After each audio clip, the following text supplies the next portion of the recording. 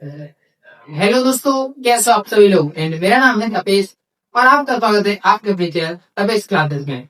तो आप सभी को पता है कि हमारी प्री जो सीरीज चल रही है एंड उसमें आज का लेक्चर होने वाला है लेक्चर नंबर 6। तो हमने लास्ट क्लास में बात की थी, लेक्चर नंबर 6 में हमने बात किया था कार्बोकेटाइन क्या होता है और कार्बन एनाइन क्या होता है, and carbocation and carbon A9 और फ्री रेडिकल, और हमने कार्बीन के बारे में थोड़ी सी चर्चा की थी एंड रेडिकल एनाइन पेयर के बारे में थोड़ी बात की थी। तो उसी लेक्चर को आगे बढ़ाते हैं।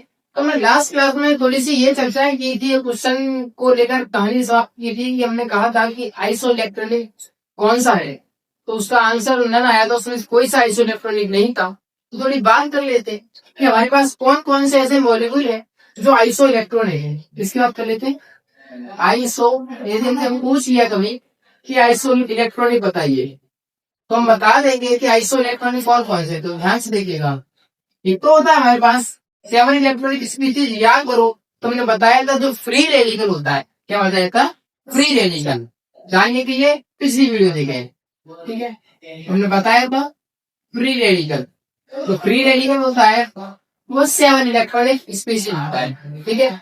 और हमने एक और बताया था जिसे कहते हैं रेडिकल, यानी कि जब कार्ब एनाइन और एक फ्री रेडिकल आपस में कंबाइन करते हैं तो 2 इलेक्ट्रॉन उधर बनाते हैं, और एक ऐसे करके वहां पे ऑर्बिटल में 2 इलेक्ट्रॉन और दूसरे में 1 इलेक्ट्रॉन, यानी 2 और 2 4 इलेक्ट्रॉन वो हो गए, और 2 ऊपर उस ऑर्बिटल में 4 और 2 6 और 1 इलेक्ट्रॉन साइड से होता है एक और ऑर्बिटल में, तो 7 इलेक्ट्रॉन हो गए, जिसे हम कहते हैं रेडिकल। क्या कहते हैं? Radical A9 pair. Radical A9 pair ये भी जो होता है ये भी 7 इलेक्ट्रॉनिक स्पीशीज होता है, ठीक है। एक तो ये रहा आइसो इलेक्ट्रॉनिक वाला रेडिकल, फ्री रेडिकल होता है, एक रेडिकल एनाइन पेयर होता है। और एक और याद करो कि आपका सबसे अच्छा होता है एक और, जिसे हम कहते हैं कार्बोकेटाइन। क्या बोलते हैं? कार्बोकेटाइन। ये कितने इलेक्ट्रॉनिक होता है स्पीशीज? 6 electronic species. और एक और याद करो कि आपको एक और बहुत अच्छी चीज जिसे हम केमिस्ट्री में कार्बीन कहते हैं, ये भी कितने इलेक्ट्रॉनिक स्पीशीज थी? 6 इलेक्ट्रॉनिक स्पीशीज। तो ये रही इस लेक्चर की थोड़ी अच्छी सी कहानी। आइसो इलेक्ट्रॉनिक कौन कौन से? Free radical and radical A9 pair. Free radical कितने इलेक्ट्रॉनिक स्पीशीज है? 7। और रेडिकल एनाइन पेयर भी 7 इलेक्ट्रॉनिक। इसकी थोड़ी स्ट्रक्चर यहाँ बना देता हूँ, ये कुछ ये नहीं दिखिएगा फ्री रेडिकल के बारे में, ठीक है। कार्बन ये रहा, और इसके पास ये 3 बॉन्ड ये रहे। ये हमारे पास वेकेंट ऑर्बिटल नहीं है, इसमें कितना इलेक्ट्रॉन है? 1 इलेक्ट्रॉन है, जिसे हम कहते हैं फ्री रेडिकल। और रेडिकल एनाइन पेयर की कहानी कुछ ये थी, 2 बॉन्ड ये रहे हमारे पास, और एक में यहाँ पे कितने इलेक्ट्रॉन थे? 2, और एक में यहाँ पे कितने थे? 1, जिसे हम रेडिकल एनाइन पेयर कहते हैं। 2 और 2 4, यानी हर बॉन्ड में 2 इलेक्ट्रॉन, 2 और 2 4 और 2 6 और 1 7, ठीक है। अब थोड़ी कार्बोकेटाइन की बात कर लेते हैं, ठीक है। कार्बोकेटाइन किस तरीके से होता है? ये रहा, यानी ये वेकेंट ऑर्बिटल होता है, इसमें कोई भी इलेक्ट्रॉन नहीं है। कार्बोकेटाइन को हम किस तरीके से डिनोटेट करते हैं? फ्री रेडिकल को किस तरीके से, ठीक है। ये पूरा है, इसके ऊपर पॉजिटिव आएगा, ठीक है। और कार्बन को कुछ यहाँ पे 2 बॉन्ड है और इनके ऊपर 2 इलेक्ट्रॉन बना देते हैं। हाँ, इतना और इसकी स्ट्रक्चर को बोले तो कुछ इस तरीके से। इसमें कितने इलेक्ट्रॉन है? 1। ये सिंगलेट और ट्रिपलेट के बारे में बाद में बात करेंगे।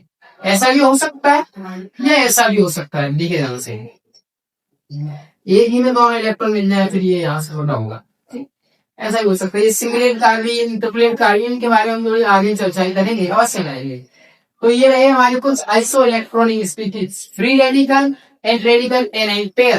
एक होता है कार्बोकेटाइन, यानी कि इसमें 6 इलेक्ट्रॉनिक स्पीशीज, कार्बन भी 6 इलेक्ट्रॉनिक, ठीक है। तो 2 मैंने बता दिया आपको आइसो इलेक्ट्रॉनिक स्पीशीज। अब थोड़ी इनकी चर्चा है, यदि हम आगे करें थोड़ा इनके हाइब्रिडाइजेशन के बारे में बात करेंगे। कार्बोकेटाइन होता है, कार्बो एनाइन होता है एंड फ्री रेडिकल होता है, इनके हाइब्रिडाइजेशन क्या क्या होते हैं? तो देखो जरा ध्यान से कि एक मैं बनाता हूँ, इसको मिटा देता हूँ, सफल देखो ध्यान से। एक है हमारे पास कार्बोकेटाइन, एक है कार्बो एनाइन, एक है फ्री रेडिकल। तो पता है कि जो कार्बोकेटाइन है वो कुछ इस तरीके से होगा, कुछ इस तरीके से, ठीक है। और जो कार्बो एनाइन होगा वो कुछ इस तरीके से होगा। यहाँ पे 2 इलेक्ट्रॉन होंगे, ठीक है, और फ्री रेडिकल की कुछ स्ट्रक्चर कुछ इस तरीके से होगी, 1 इलेक्ट्रॉन, ठीक है। इसको हम कार्बोकेटाइन कह दिया मैंने, इसको कार्बोनाइल, इसको फ्री रेडिकल। अब इसके हम हाइब्रिडाइजेशन निकालें तो स्टेरिक नंबर से हाइब्रिडाइजेशन निकाल सकते हैं। स्टेरिक नंबर इक्वल टू होता है सिग्मा बॉन्ड, ये क्या में पढ़ाया जाता है, sigma bond plus lone pair, ठीक है। ये एब्सोल्यूट नहीं है लेकिन मैं बता रहा हूँ। सिग्मा बॉन्ड कितने, 1 और 1 2 और 1 3 3 सिग्मा बॉन्ड हो गए और कोई लोन पेयर नहीं है। स्टेरिक नंबर आएगा T, स्टेरिक नंबर 3 आ रहा है तो हाइब्रिडेशन होता है sp2, यानी 2 P होंगे और 1 S होगा, ठीक है। स्टेरिक नंबर 1 और 1 2 और 1 3 और 1 4 आएगा तो 1 S होगा, T3 होगी, इस हाइब्रिडेशन आएगा sp3। यदि इसका हाइब्रिडाइजेशन निकाला है तो इसका हाइब्रिडेशन आता है sp2। मैं इन दोनों पे स्टार लगा के भी छोड़ रहा हूँ, इन दोनों पे स्टार लगा के छोड़ रहा हूँ। उसका रीजन ये है कि हमेशा हाइब्रिडाइजेशन, ये हमारे पास कार्बोनाइल, इसका हमेशा हाइब्रिडाइजेशन sp3 नहीं मिलेगा और इसका हाइब्रिडाइजेशन हमेशा sp2 नहीं मिलेगा। अभी फिलहाल में हमारे लिए इतना बहुत है, आगे ये चेंज हो जाएगा, उसके बारे में भी हम कभी अवश्य बात करेंगे, ठीक है। तो ये थी थोड़ी सी कहानी। अब इस कहानी को थोड़ा सा आगे बढ़ाया जाए, इसमें ये देखा जाए कि इनमें से कौन सा स्टेबल होगा, यानी कौन सा डेफिशिएंट होगा, कौन सा डोनर होगा, कौन सा प्रेसाइज होगा, तो इनके बारे में थोड़ी बात कर लेते हैं। तो थोड़ा आगे देखेंगे ध्यान से।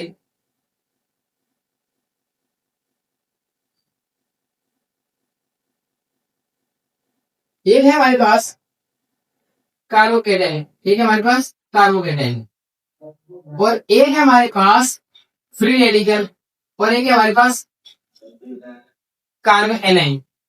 ये जो होती है हमें पता है कि ये 6 इलेक्ट्रॉनिक स्पीसीज है और ये कितनी है 7, और कार्बन एनाइन 8 इलेक्ट्रॉनिक स्पीसीज।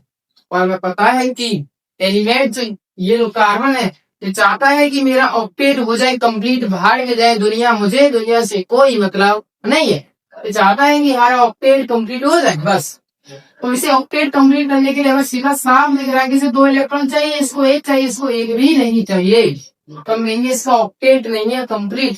इसका मतलब ये ऑक्टेट कंप्लीट करना चाहता है, तो सीधी सी बात कि ये डेफिशिएंट होगा। कैसा होगा, डेफिशिएंट, डेफिशिएंट। इसका भी ऑक्टेट कंप्लीट नहीं है तो हम भी कहेंगे कि ये भी कैसा होगा, डेफिशिएंट। इसका ऑक्टेट है कंप्लीट तो ये कैसा होगा, रिच, कैसा होगा, रिच। थोड़ी सी आगे की बात है, थोड़ी आगे की बात, यदि ये डेफिशिएंट है और इन तीनों को ही हम केमिस्ट्री में ध्यान रखना है, इन तीनों को ही केमिस्ट्री में कहते हैं इंटरमीडिएट। क्या कहते हैं, इंटरमीडिएट। इन्हें ही हम केमिस्ट्री में कहते हैं इंटरमीडिएट। जो रिएक्शन के बीच में कहीं दौरान बीच में बनते हैं पर आगे प्रोडक्ट हमारा फाइनल बन जाता है, रिएक्शन के बीच में बनते हैं, यानी इंटरमीडिएट, ठीक है। अब देखिएगा ध्यान से कि अब आगे क्या किया जाए। यदि मैं थोड़ी चर्चाएं इन तीनों के बारे में थोड़ी थोड़ी और करने लग जाऊं, थोड़ी थोड़ी सी और करने लग जाऊं, यदि मैं कोई 3 मॉलिक्यूल उठा लूं, एक तो ले लूं कार्बोकेटाइन, क्या ले लूं, कार्बोकेटाइन, ये हमारे पास नहीं कार्बोकेटाइन, इसको ये रहा, और ये एक मॉलिक्यूल ले लूं मैं CH4, क्या ले लूं, CH4, और ये एक मॉलिक्यूल ले लूं कार्बोनाइल, कौन सा ले लूं, कार्बोनाइल। तो ये स्पीसीज है, ठीक है। अब इसके बारे में थोड़ी सी चर्चा है। ये CH3 ऐसे करके बना देता हूं, ये CH3 प्लस है और ये CH3 नेगेटिव है। अब इसकी स्ट्रक्चर की कहानी इसकी कोई आवश्यकता नहीं है। इसका मतलब ये जो स्पीसीज है 2 और 2 4, 2 और 2 4 और 2 6, यानी 6 इलेक्ट्रॉनिक स्पीसीज। और जो मीथेन होता है वो कितना स्पीसीज है, 8 इलेक्ट्रॉनिक स्पीसीज, और इसके बारे में पता है हमें 8 इलेक्ट्रॉनिक स्पीसीज। इसका मतलब इसका ऑक्टेट नहीं है कंप्लीट, तो इसका मतलब ये क्या है, इंटरमीडिएट। क्या है, इंटरमीडिएट तो है, और ये भी रिएक्शन में क्या है, इंटरमीडिएट, इंटरमीडिएट। और इसका ऑक्टेट है कंप्लीट, इससे किसी से कोई मतलब नहीं है। CH पर वैसे एक स्टेबल मॉलिक्यूल है, इसको ऑक्टेट से कोई कंप्लीट, ऑक्टेट इसका है ही कंप्लीट में प्रेसाइज से, कैसा है, प्रेसाइज, प्रेसाइज, ठीक है। अब इंटरमीडिएट है, ठीक है, पर लेकिन इंटरमीडिएट इसलिए है क्योंकि ये इलेक्ट्रॉन कंप्लीट नहीं है, ऑक्टेट कंप्लीट नहीं है, तो ऑक्टेट कंप्लीट करना चाहता है तो ये डेफिशिएंट होगा। किसी तरह काम करेगा, डेफिशिएंट, डेफिशिएंट। ये डेफिशिएंट नहीं है पर लेकिन ये कैसा है, रिच। इसे किसी से तो कोई मतलब है ही नहीं। पर लेकिन बात ये आती है, ये इसका ऑक्टेट कंप्लीट नहीं है, ठीक है, तो डेफिशिएंट है, कोई दिक्कत नहीं है, पर लेकिन ये अनस्टेबल है।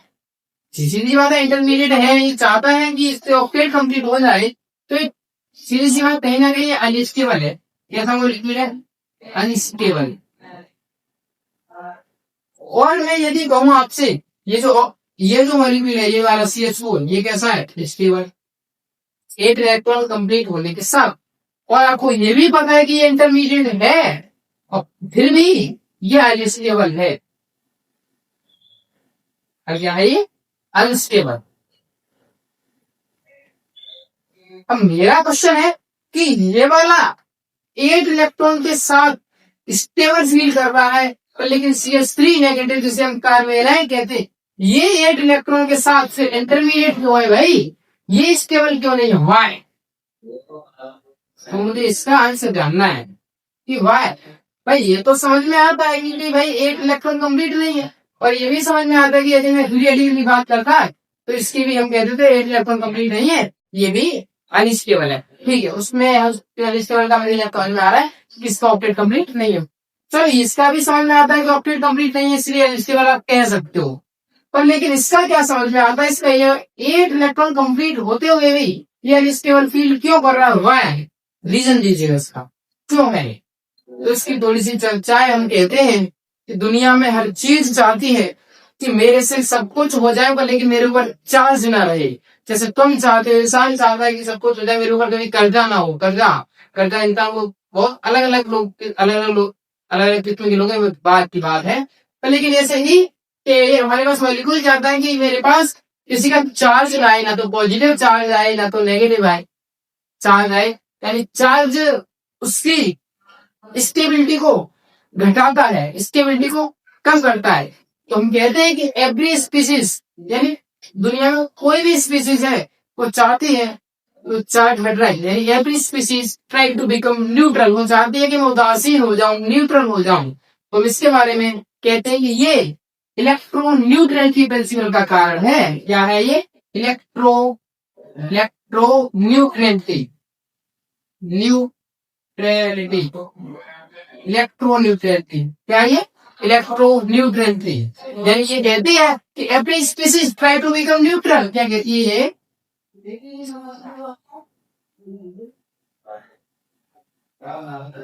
Every species try to become